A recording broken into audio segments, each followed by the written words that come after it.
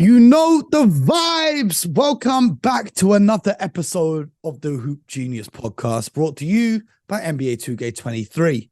Myself, Momunzi, alongside the legendary, the one, the only, Mr. BJ Armstrong.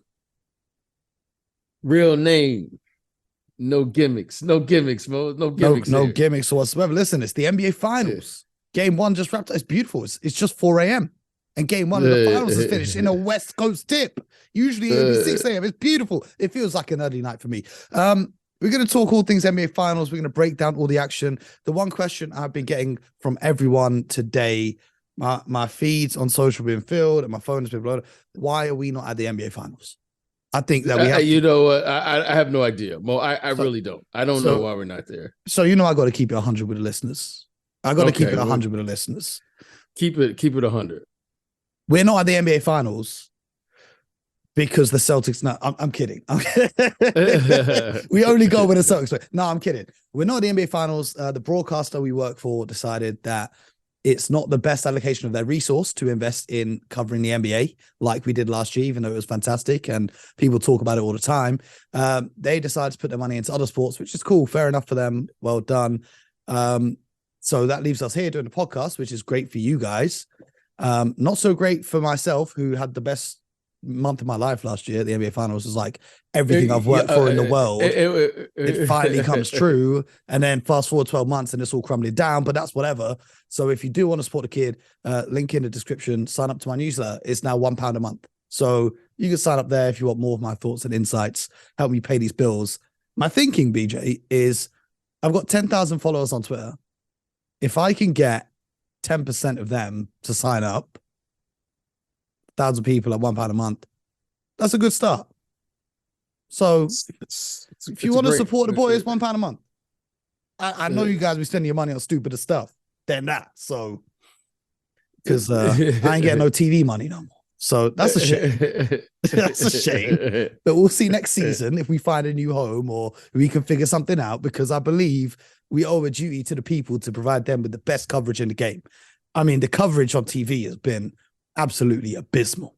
Respectfully. Oh, wow. Respectfully. Oh, did you see Stephen A. Smith's alternative stream for the game? Yeah, I did watch a little bit of I watched a little bit of that. Did you watch the part where he was discussing drinking breast milk with Josh Hart? I must admit I turned it off. Okay. I was like, you know what? So here's the thing. I was wanting to watch the game. Yeah. So here's the thing, right? I get you're going to talk about random stuff doing a watch-along. I've done many watch-alongs. I would never talk about that, first of all. Second of all, I understand it's a 20-point lead in the fourth quarter and you want to find things to talk about. And Josh Hart tweeted about it the other day. Cool. They were talking about it. The score was 11-4. There is so much of the game that you need to talk about, and you're out here talking about that. Insane. And then you have it's on ABC, so they have ESPN on ABC. At least when it's on TNT, you get like funny coverage of, Shaq and Kenny and Charles and Ernie. It's not quite the same when they have Stephen A. Smith and Jalen Rose and those guys. Respectfully to them, they're good at their shows, but the live games, I don't think is their bag necessarily. And then over here at BBC Sport, they had the great Mark Stein, writer from the States, in the studio.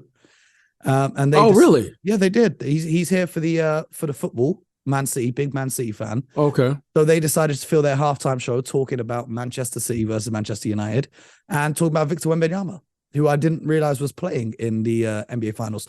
So that's the great coverage on TV. So if you want the realness, you know where to find us. We're here at the Hoop Genius podcast, and let's get into it, BJ. What a game it was for the Denver Nuggets, an absolute runaway win. And here's the craziest part for me. We're going to get into all sides of things. When people say the regular season doesn't matter, they could not be more wrong. These guys played twice in the regular season. They're in different conferences, which means they only play twice. So the Nuggets won both games, but the Nuggets found great success in going to the post. They also noticed that the Joker was getting a lot of attention from the Miami defense. So who did they go to? Aaron Gordon. He played great against Miami in the December 30th regular season matchup, last time we played against them. And to start off tonight's game, who did they go to? They went to Aaron Gordon. He had 12 points in the first quarter, led the Denver Nuggets. Anytime that he set a screen, Miami switched, and he would have a mismatch, and he would just use his pure physicality and size down low, back to the basket, scoring easy opportunities. Miami obviously recognized this and stopped switching to try and limit him moving on from that. But that's how it started off the game. You know, in the first 10 minutes, Nikola Jokic had 6 assists, but didn't take a single shot. They were very worried about the Joker. Bam started out by fronting Nikola Jokic, which means when he stands in front of him to deny the catch. But Aaron Gordon got cooking early on. It was great for them to start the game. On the other side of things, Bam Adebayo was absolutely fantastic in terms of scoring the basketball, which is quite rare for him. Even though he is an all-star, it's not often you see him in this playoffs, particular finish with 26 points. But an absolute blowout. Miami couldn't hit a shot from 3. They finished 13 of 39 from downtown. However, you know, at halftime, they were 4 of 17. So a lot of those came late in the fourth quarter. And the biggest storyline here is they only got to the free throw line twice. I think it's an NBA record lowest amount of free throws taken in a finals game. 2 free throw attempts by Haywood Highsmith, who had a great game. He had 18 points. You say they play defense without fouling. I mean, give those guys credit.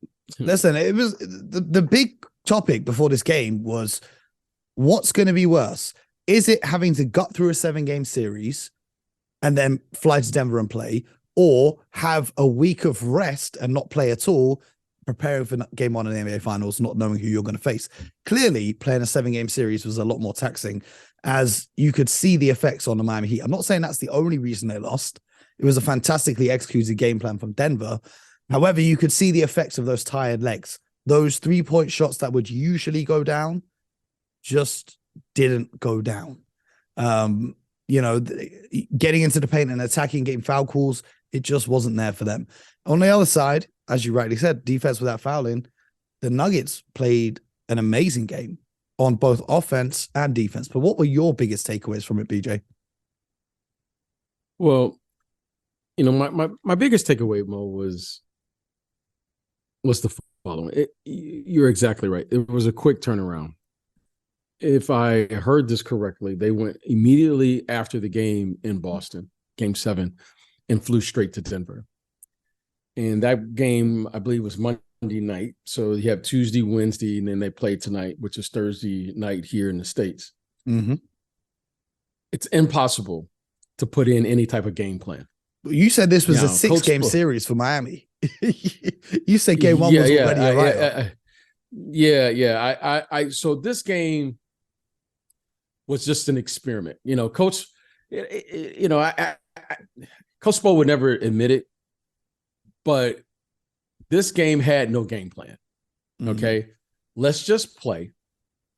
We had responsibilities. They had the media. They had to do all of the pregame stuff and NBA Finals and photo shoots. Right. The photo, the you know. We've been there. I saw it last year. Yeah. The commissioner, there's this, that.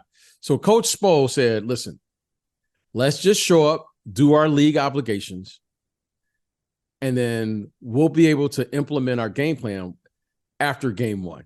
I mean, you could tell. I mean, Coach Spo didn't give he had no animation. He just clearly experimented to see what they were going to do versus zone, what they're going to do versus man. How are they going to utilize, you know, Jokic? How are they going to utilize Murray? What was their substitutions? Who, you know, he was just getting a game plan here. Now, the real game plan will be game 2.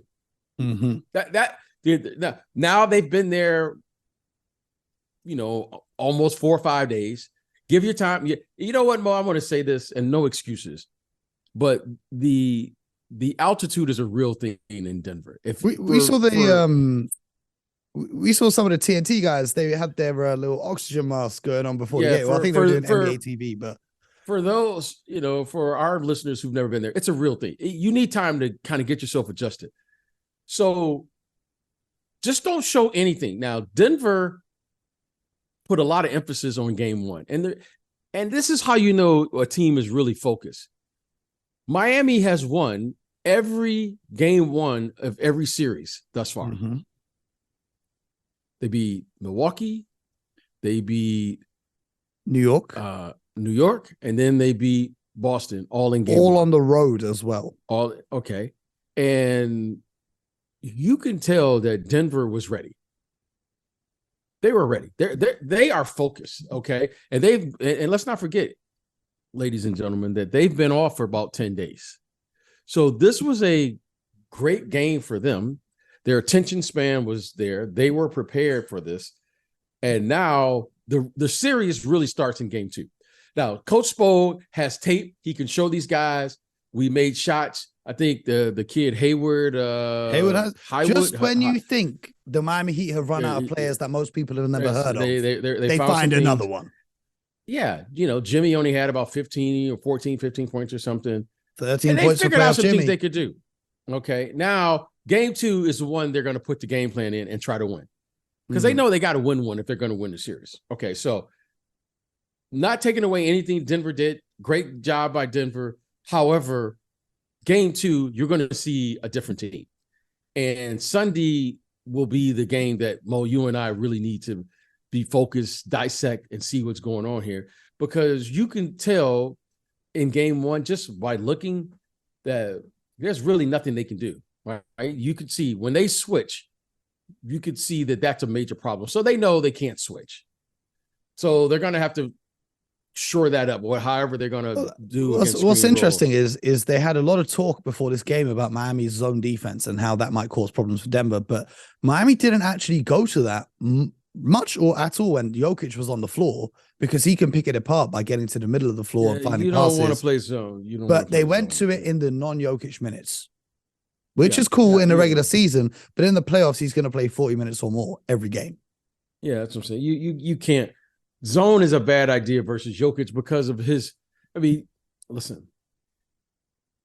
I there's a lot of things I've seen in my basketball life, but I can't recall, Mo, what I'm about to say. I can't recall ever seeing a center can dominate a game without scoring. And what's crazy is he felt like he wasn't even scoring. He finished with 27 points. That's what I'm saying. Like Mo, I've seen centers dominate the game on the defensive end. I've seen centers dominate shot blocking without scoring. Most of the time you'll score or whatever. I've never seen a center, Mo, dominate a game. And he wasn't dominating on the defensive end, but he was dominating the game just in his ability to pass. And not just that. It's his setting screens, it's his dribble handoffs. Yeah, that's what I'm saying. It's being completely unselfish basketball. Yeah, he's never posted up demanding the ball. He's doing the necessary things on every possession to get his teammates in the best position to score the basketball. He finished with 10 rebounds and 14 assists. I mean, he is simply every now and then you'll see something. Well, he is a very, very unique player. And Mo, like, he's just unique. Like, I don't know what to, like, he's finesse and physical all in one. He's, he's not moving fast, Mo, but somehow he gets around you. Okay. He's not going to blow by you, but you respect his jab. Like, you know what I mean? Like, like there's things you try to take away from him. Like, Mo, like, I was watching him tonight and he would fake. And people respect his fake. It's not like he's a great athlete, like he fakes and he's going to go by you. Like, Mo, he can't go by you. I think even when he does go by someone, though, because his body is so big and he puts the ball on the floor, even though it's slow, you can't steal it because you got to get around it. He's just he is really like, Mo, like, if you are a true basketball fan, like a basketball fan, not a Denver Nuggets fan or whatever team you root for, but if you're just a basketball fan, you got to watch him. My dad and I were watching the game together, and Dad's like, who does he remind you of? And my dad is like a huge. I mean, my that's how I got into basketball. Is my dad. My dad, when I was young, my dad would take me to see all the old timers, the Bob Laniers, being from Detroit, and Dave Bing and all those guys. Mm-hmm. But he was like, you know who he reminds me of? I was like, who, Dad? He was like, Larry Bird. Mm-hmm. That same jump took shot, me a little time. The scoop from all the way behind his head. Yeah, he said it just took me a little time to understand that. You know what? He's that good. And I was like, you think so, Dad? So I started watching him. And you know what? He does play like Larry Bird. Like, he was like, B, remember the first time Dad calls me B. He's like, B, remember the first time you called me after playing against the Boston Celtics, right? But it was certain places that my dad and I, like, we would watch it and you see it on television. So our first night playing in the Boston Garden, it was like a treat. Like, we were Magic Johnson fans. So, we were always rooting for the Lakers against the Celtics. And, Magic, well, Magic is from, he's a Michigan kid. Yeah, so he's from Lansing. The whole time. Yeah, he's raised up. So after the Boston game, and he was like, what was the floor like? My dad was like, I need to, what was the floor like? What was the locker room like? And I'm giving my dad and I was like, Dad, but you know what I didn't expect? He was like, what's that? He's like, B, what's that? I was like, Larry Bird's like 6'10". Mm-hmm. He was like, I thought he was only like 6'8". I was like, no, Dad. I was like, he's like 6'10". Dad. He's like way bigger than you think. Yep. And then he was like, tonight, he was like, that guy's about 7'1". Because he made one shot. He just shot it over. He's a unit as well. Big. He's built, not muscular, and I was looking at him, just big. But I was looking at him tonight, and I was like, you know what, Dad, you're right. He is like a center version of Larry Bird. Like, Larry Bird could post up any small forward that was guarding him. He was, I don't know how he was, but he was too fast for if you put a big guy on him. Mm-hmm. And he could post guys up, and he could shoot over athletes because he put it up so high. So, you know what? I got to give it to my dad. I think my dad is right. He's and that's not even to mention, the no-look passes and the sixth sense for where the open man is and the rebounding. He is truly a phenomenal basketball. I mean, he really is, because he's not moving. Yep. So give him credit. It was a great game, and I know we're going on about Jokic, but great job. But they played well. Their team played well, I thought. I mean, my thoughts before the series began is if you're the Miami Heat, Jokic is unstoppable, right? What's not unstoppable is his teammates. My emphasis, if I was the Miami Heat, would be to let Jokic score as much as he wants and focus on shutting down Jamal Murray and all the rest of the shooters. Give Jokic single coverage. Don't double team him. If he's going to score, he's going to score. He's not going to put up 100 points by himself, or at least we think he's not. But if you can slow down Jamal Murray, who had 26 points and 10 assists tonight, and then Aaron Gordon, who had 16, Michael Porter Jr., who had 14, Bruce Brown, who had 10. If you can slow those guys down, then you might have something going there. But what do you think is the game plan the Miami Heat will go for in game 2?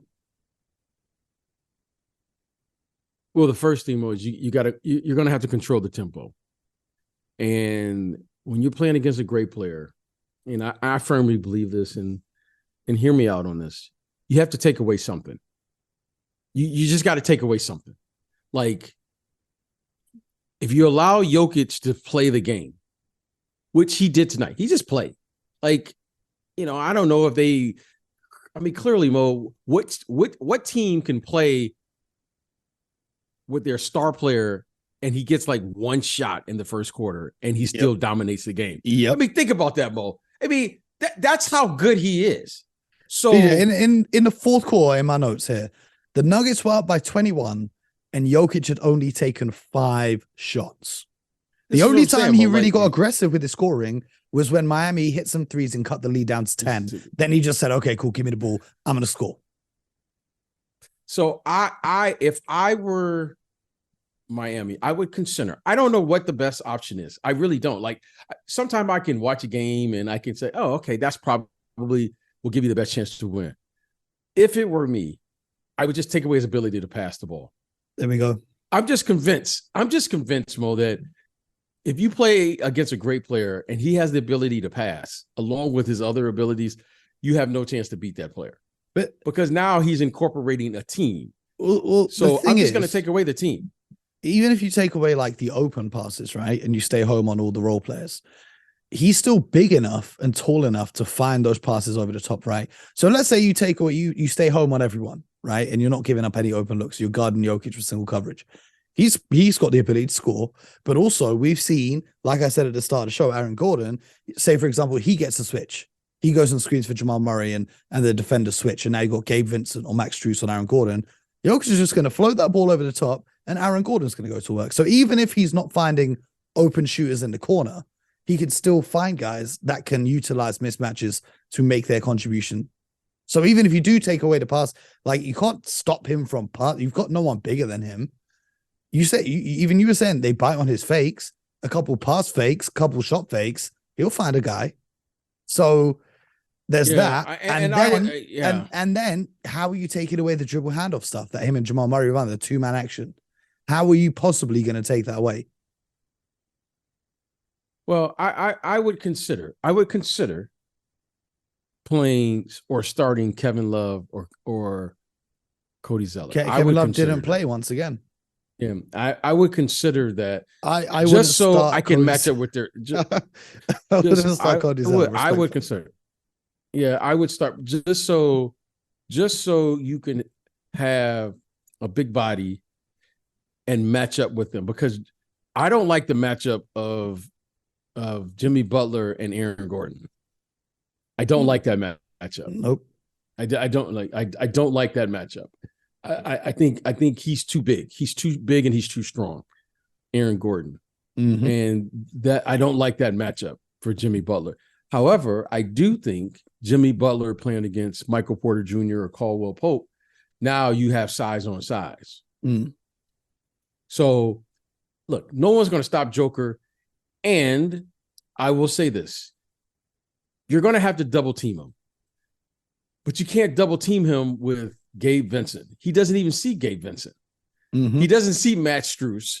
He doesn't see these guys because he's too big himself. Mm-hmm. But if you came to double team him with another big guy, now Cody Zeller can rotate out of the double team. That's why I would go. I think he would do a better job than Kevin Love. However, they both have 6 fouls. Use them wisely. So that's 12 fouls that you can utilize, and then you can get the matchup you really want, which is Bam on the other. I think the trouble is Miami is just a very small team, just in general. Yeah, like the biggest guys coaches that are right.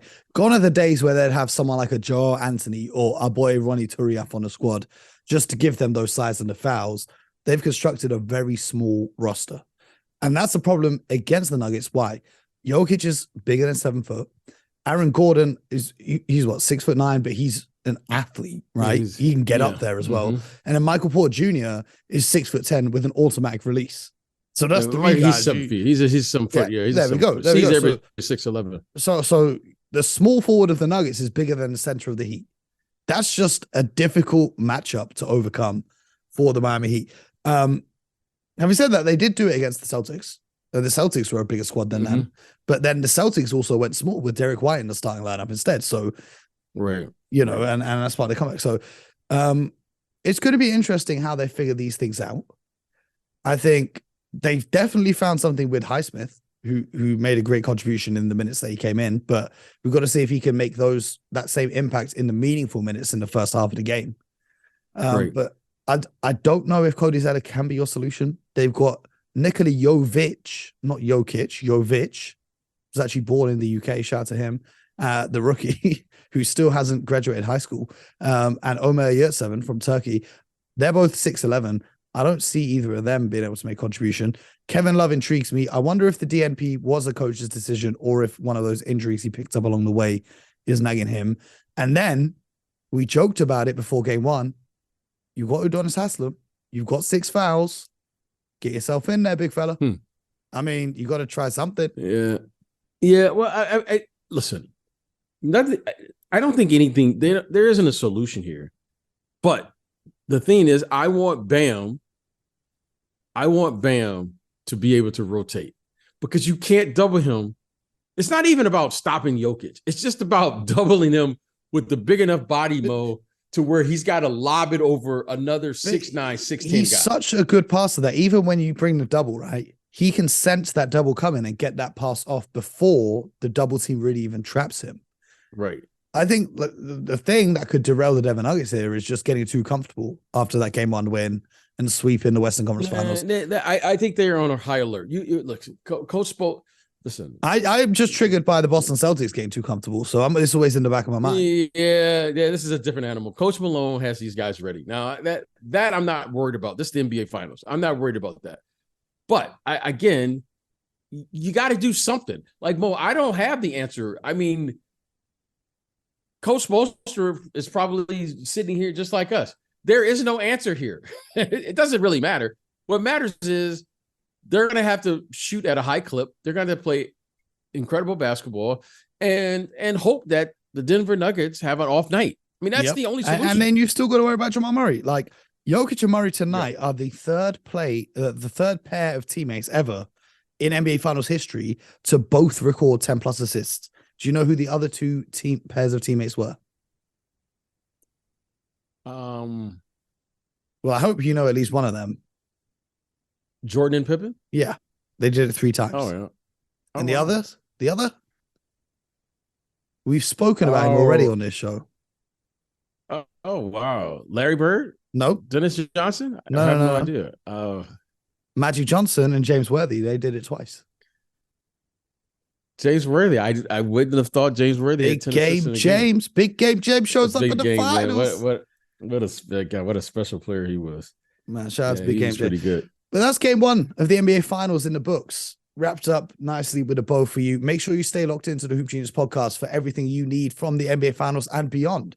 You know, we've got the finals, then we've got the draft, and then we've got Summer League, and then we've got trades of free agency. And before you know it, we'll be right back in the season. So make sure you subscribe, whether you're on YouTube, Spotify, or Apple, or wherever you get your podcast from, and stay locked in with us. We're here for you. The best coverage of the NBA, the only coverage you need. You know where to find us. Most importantly, much like the Denver Nuggets tonight, get buckets.